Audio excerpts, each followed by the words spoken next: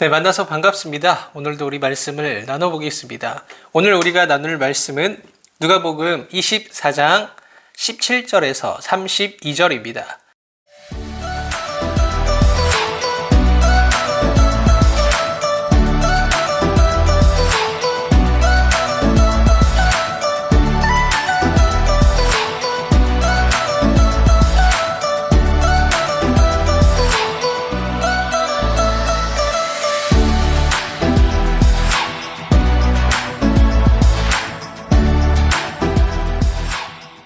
기도하고 말씀 나눠보겠습니다. 사랑이 많으신 하나님 감사합니다. 이 시간 우리에게 깨닫게 하시고 또한 성령을 더불어 역사하셔서 우리 가운데 하나님의 뜻을 밝혀주시옵소서. 말씀으로 힘없게 하시고 한 주간도 살아갈 능력을 주시옵소서. 사랑이 많으신 예수님의 이름으로 감사히 기도드립니다. 아멘. 지난 주일 부활주일이었는데 잘 보내셨나요? 저도 이제 부활주일 맞이해서 우리 교회 사모님과 함께 달걀과 여러 가지 과자를 가지고 우리 유초등부 친구들도 만나고 중고등부 친구들도 찾아다녔던 것 같아요. 그렇게라도 얼굴을 보니까 너무 반갑고 좋았던 것 같습니다. 여러분들은 부활절을 지키면서 어땠나요? 정말 행복했나요? 정말 기뻤나요? 부활의 소망을 누렸나요? 사실 저는 오랜만에 부활절 설교를 준비하려다 보니까 좀 많이 여러모로 힘들기도 하고 불편하기도 했어요. 어떤 점이냐 하면 과연 난 정말 여태껏 부활을 소망하며 살았나? 하나님 나라 백성이 된다는 것을 기대하고 살았나? 새 소망을 가지고 있었나? 하는 이 질문이 계속해서 들었거든요. 저 또한 이 세상에서 어떻게 하면 잘 살아갈 수 있을까? 그것들을 많이 고민했던 것을 발견했습니다.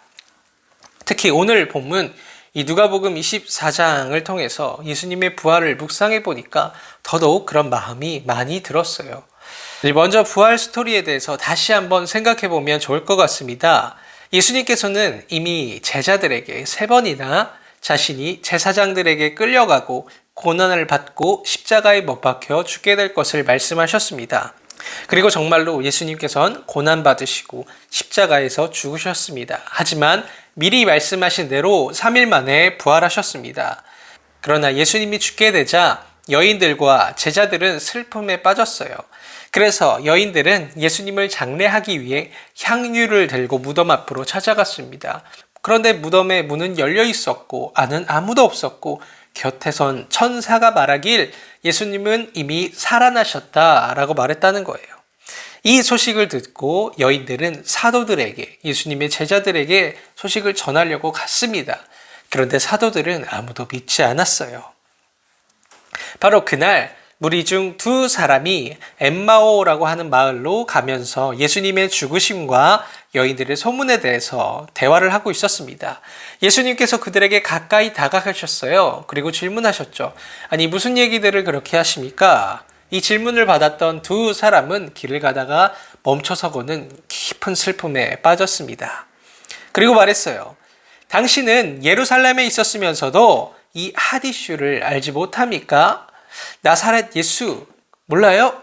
그리고 계속해서 말하길 그분은 말과 행동에 능한 선지자였습니다. 우리는 그를 구원자로 바라고 믿었습니다.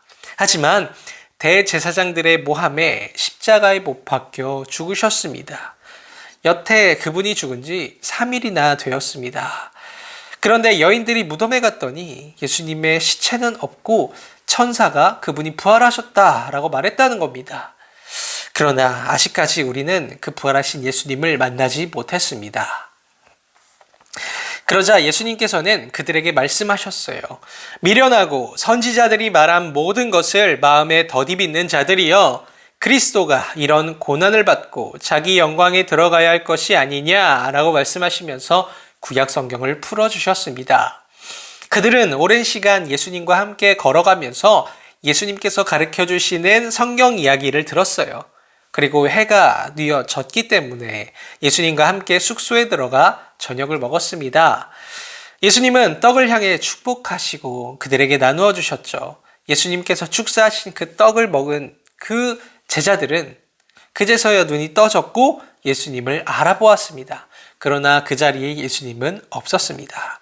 모든 걸 깨달은 예수님의 제자들은 32절에서 이렇게 말합니다.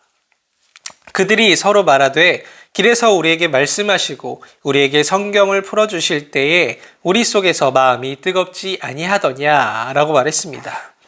이 이야기를 보면서 예수님을 따라다니고 또 성경을 알았음에도 불구하고 부활하신 예수님을 믿지 못하는 제자들, 이 모습 속에서 부활을 기대하지 않는 우리의 모습이 보이는 게 아닐까, 그렇게 묵상해 봤습니다. 어때요? 요즘 세상 너무 즐겁지 않나요?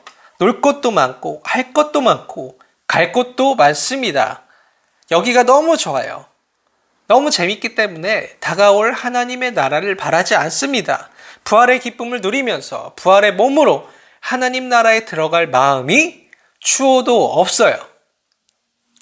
그런 우리에게 말씀하시는 겁니다. 미련하고 더디 믿는 자들이여 라고 예수님께서 우리에게 말하는 거예요. 예수님을 보았음에도 불구하고 알아보지 못하는 두 행인의 모습을 한번 생각해 보세요. 물론 그들의 눈이 가리어졌기 때문에 알아보지 못했던 것도 있죠. 그들은 예수님의 복음을 알지만 기대하지 않았어요. 또한 예수님을 알지만 믿지 않았던 것입니다. 그들은 예수님의 죽음에만 머물러 있었던 것입니다.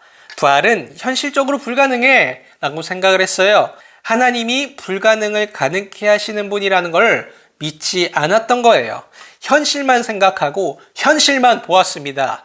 지금 여기만 보고 있는 우리에게 계속해서 말씀하십니다. 미련하고 더디 믿는 자들이여 라고 우리에게 말씀하시는 겁니다. 하지만 예수님께서 그들을 질책하신 데는 또 다른 깊은 이유가 있습니다. 행인 중 한 사람 글로바는 예수를 이스라엘을 구원할 자로 믿어왔어요. 그러나 주님이 보시기에는 그들의 믿음에 빠진 게 있었습니다. 바로 26절입니다. 그리스도가 이런 고난을 받고 자기 영광에 들어가야 할 것이 아니냐라고 말씀하시죠. 교회에서도 보이지 않는 데서 섬기는 것보다 보이는 데서 섬기는 걸 더욱더 좋아합니다. 남들이 봐주길 원하는 거예요. 세상에서도 일을 할 때 보여주기식으로 많이 하죠. 정치인들도 기자를 불러다가 자기가 봉사하는 모습을 찍게 하는 그런 모습을 볼 수 있습니다. 또 고난을 받고 영광을 얻으려고 하는 것이 아니라 편하게 영광을 얻으려고 하고 어떻게든 나를 드러내려고 하는 게 요즘 세상입니다. 하지만 예수님께서는 하나님의 뜻을 이루기 위해 기꺼이 고난받으시고 하나님의 아들 된 영광을 얻으셨어요. 하나님의 뜻을 이루기 위해 자기를 포기하자 오히려 그것이 영광이 되었습니다. 따라서 부활하신 예수님을 믿는 사람들은 이 세상의 방식으로 영광을 얻으려 해선 안 된다는 거예요. 그건 헛된 방법입니다. 예수님이 보여주신 영광의 길이야말로 참된 영광의 길이라는 거예요. 내 뜻보다 하나님의 뜻을 구할 때 겪는 고난, 그 고난을 지나가야 하나님이 세우시는 영광을 얻게 된다는 것입니다. 이것을 깨달아야 된다는 거예요. 이것을 믿어야 된다는 것입니다. 그러나 원리를 안다고 해서 다가 아니죠. 그분을 누릴 수 있어야 합니다.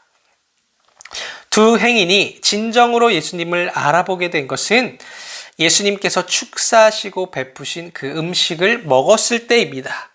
예수님은 제자들과 항상 함께 하실 때 음식을 향해 축사하시고 또 음식을 나누어 주셨습니다. 이 말씀을 곰곰이 생각을 해보면 교회가 어떻게 이 세상에서 예수님을 알려야 할지를 새롭게 생각할 수 있습니다. 물론 성찬은 세례받은 신자들만 누리는 거룩하고 신비로운 예식입니다. 그러나 성찬은 단순하게 보면 그냥 음식을 나누어 먹는 거예요.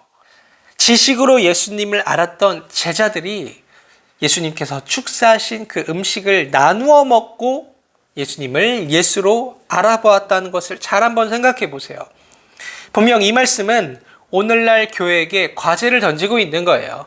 어려운 상황에서 부활절을 지나온 지금 우리끼리 부활절을 누리고 우리끼리 성찬을 하며 기뻐하는 것이 아니라 세상과 더불어서 하나님이 우리에게 베풀어 주신 그 은혜를 누리고 감사를 나눌 때 그 두 제자가 축사하신 음식을 먹고 예수님을 알아본 것처럼 이 세상이 예수님을 인정하고 알아보게 될 것이다 라는 것을 이 말씀을 통해서 우리가 생각해 볼 수 있습니다.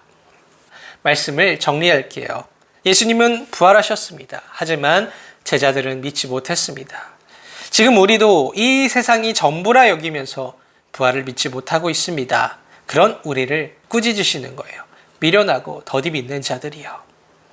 두 번째로 예수님의 부활 사건은 참된 영광을 얻는 길을 보여주는 것이다. 고난을 지나가야 한다. 헛된 영광을 구하지 말자라고 나누었습니다. 세 번째로 두 제자는 예수님께서 축사하신 음식을 먹고 알아보았습니다. 교회도 이 세상을 향해서 하나님의 베풀어 주신 은혜를 나눌 때 세상이 예수님을 알아보게 되고 교회를 인정하게 될 것이다 라고 나눌 수 있을 것 같습니다. 힘겨운 시기에 있지만 새 생명을 주시는 예수님 안에 거하며 고난을 지나 영광을 얻는 그런 복된 삶을 사는 우리 모두가 되기를 주님의 이름으로 축복합니다. 아멘.